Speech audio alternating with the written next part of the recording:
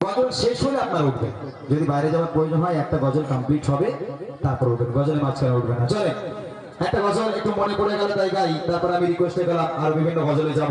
আমার একটা গজল খুব ভাইরাল, সেটা হলো বুড়িমা বুড়িমা।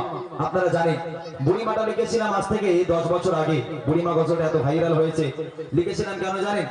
দেখলাম কত মায়েরা লোকের বাড়িতে কাজ করে, কত মায়েরা আলাদা খায়, কত মায়েরা লোকের বাড়ি ঝাড়ু পোছা মারে, কত মায়েরা ভিক্ষা করে, রাস্তায় রাস্তায় ভিক্ষা করে। চিন্তা করলাম আল্লাহ এই সমস্ত মায়েদের সন্তানগুলো কোথায়? খোঁজ নিলে দেখতে পাওয়া যায় তাদের সন্তানগুলো আয়েশ আরাম করে স্ত্রী পুত্রকে নিয়ে তারা জিন্দেগি যাপন করে।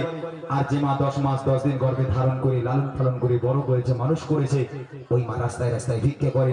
আল্লাহ পাক কোরআন শরীফের মধ্যে বলেন বিসমিল্লাহির রহমানির রহিম, ওয়াকাদা রাব্বুকা আল্লা তা'বুদু ইল্লা ইয়্যাহু ওয়া বিল ওয়ালিদাইনি ইহসানা। এই আমার বান্দা বান্দীরা, আমি আল্লাহ পাক আল্লাহ তাআলা আমার ইবাদত বান্দেগি করার পর দ্বিতীয় নম্বর ইবাদত তোর বাপ মায়ের প্রতি ইহসান করা, বাপ মাকে ভক্তি করা, মহব্বত করা। সেই বাপ মা আজকের লোকের বাড়িতে কাজ করে ভিক্ষা করে।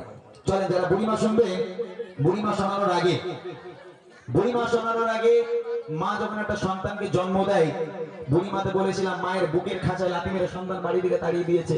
এখন ওই সন্তানকে যখন মা জন্ম দিয়েছিল কতটা কষ্ট করেছিল, দুনিয়ার বুকে সন্তানের জন্য মা কতটা নিয়ামতের জিনিস, কতটা দামি জিনিস, কবি ছন্দের মাধ্যমে লিখছে, মনোযোগ দিয়ে শুনবে।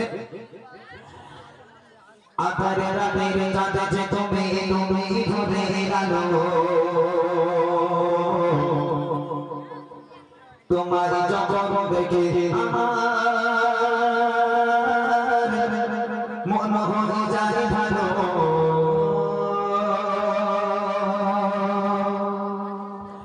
আধারে রাতের চাঁদে যে তুমি তুমি ভরে আলো, তোমার জগৎ দেখে আমার মন হয়ে যায় ভালো।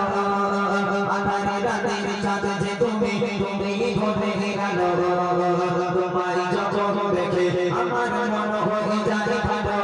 ও গো মা, ও গো মা, ও গো মা, ও গো মা, ও গো মা। আধারে রাতের চাঁদে যে তুমি তুমি ভরে আলো,